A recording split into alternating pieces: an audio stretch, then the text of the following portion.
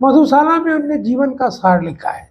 उनने कभी प्याला छुआ नहीं और पूरे मधुशाला की रचना कर डाली कि भेद कराता मंदिर मस्जिद, मेल कराती मधुशाला, दिन को होली रात दिवाली, रोज मनाती मधुशाला।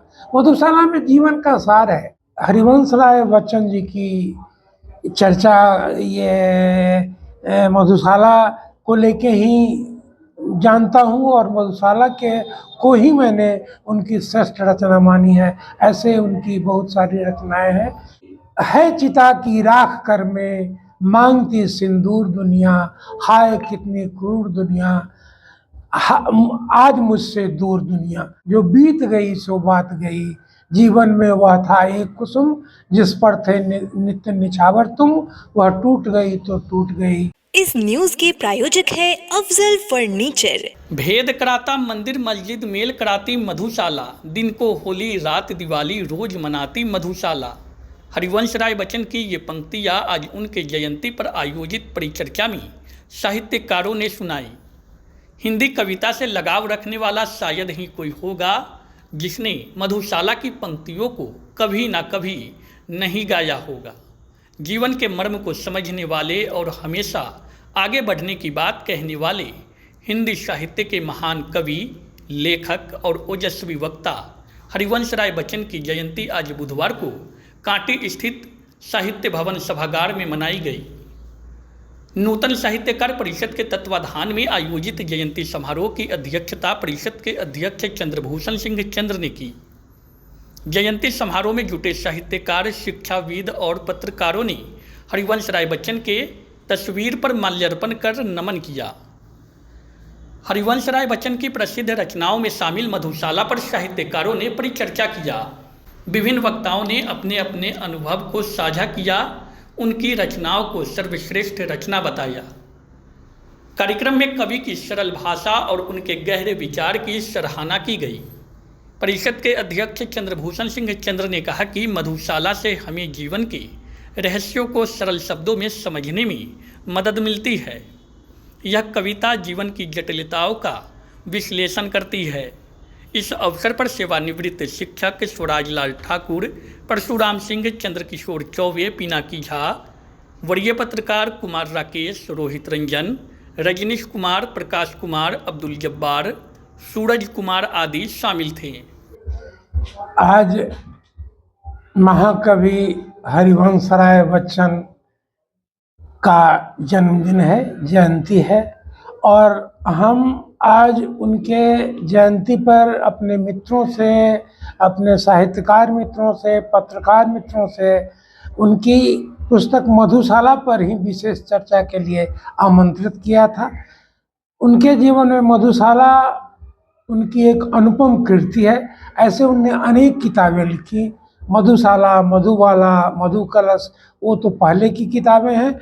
उसके बाद उनने ये जब दूसरी शादी की तो नीर का निर्माण फिर और अनेक किताबें उनने अपने जीवन के अथी को 3 भागों में बांटा। ऐसे में हरिवंश राय बच्चन जी की चर्चा ये मधुशाला को लेके ही जानता हूँ और मधुशाला के को ही मैंने उनकी श्रेष्ठ रचना मानी है। ऐसे उनकी बहुत सारी रचनाएं हैं।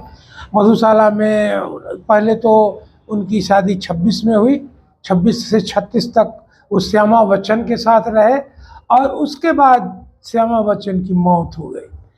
जब मौत हो गई तो लोगों ने उनसे पहल किया था कि आप दूसरी शादी कर लें।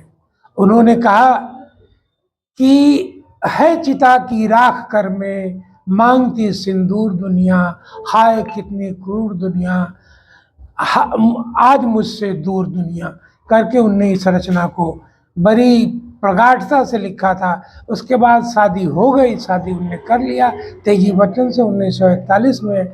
फिर उनकी एक किताब आई जो बीत गई सो बात गई, जीवन में वह था एक कुसुम, जिस पर थे नित्य निछावर तुम, वह टूट गई तो टूट गई। ये वो उपवन के आनंद को देखो, खिली इसमें कितनी कलियां, मुरझाई कितनी वल्लरियां। मैंने उनके कहने का मतलब यह कि जो पक्का पियक्कर है वो टूटे प्याले पर फूटे गिलास पर पछताता नहीं है, वो लगातार पीता जाता है। और उनने इस हालाबाद के कवि के रूप में उन्हें जाना। महात्मा गांधी तक को इनकी शिकायत पहुंची। जब महात्मा गांधी ने इनसे बातचीत की तो लगा कि ये जो लोगों का भ्रम है गलत है। मधुशाला में उनने जीवन का सार लिखा है। उनने कभी प्याला छुआ नहीं और पूरे मधुशाला की रचना कर डाली। मधुशाला में उन्होंने लिखा कि जब तक हम हिंदू मुस्लिम हैं, मंदिर मस्जिद में जाते हैं, तब तक हिंदू मुस्लिम हैं। जैसे हम मधुशाला में जाते हैं, हम एक हो जाते हैं। और उनने इसकी चर्चा की कि भेद कराता मंदिर मस्जिद, मेल कराती मधुशाला। उनने मधुशाला में एक जगह और चर्चा की कि अगर आप क्या कहते हैं कि होली और दिवाली एक साथ मनाना चाहते हैं तो मधुशाला को जाके देखिए। साल में एक बार होली मनती है, एक बार दिवाली मनाई जाती है, लेकिन दिन को होली, रात दिवाली, रोज मनाती मधुशाला। मधुशाला में जीवन का सार है। उनने लिखा कि अगर मैं मरूं, मेरी मृत्यु हो, तो मेरे मुंह पर हालांकि कुछ बूंदें डाली जाए, न कि तुलसी दल, न कि गंगा जल। जब मुझे उठाने वाला, अर्थी उठाने वाले जितने लोग आए, सारे के सारे ये पियक्कर हों, पीने वाले हों, वही मेरे अर्थी को कंधा दे। मुझे उसी रास्ते से ले जाया जाए जिस रास्ते से ये पीने वाले लोग जाया करते हैं मधुशाला में, और मुझे वहीं जलाया जाए जहाँ कभी मधुशाला रहा हो।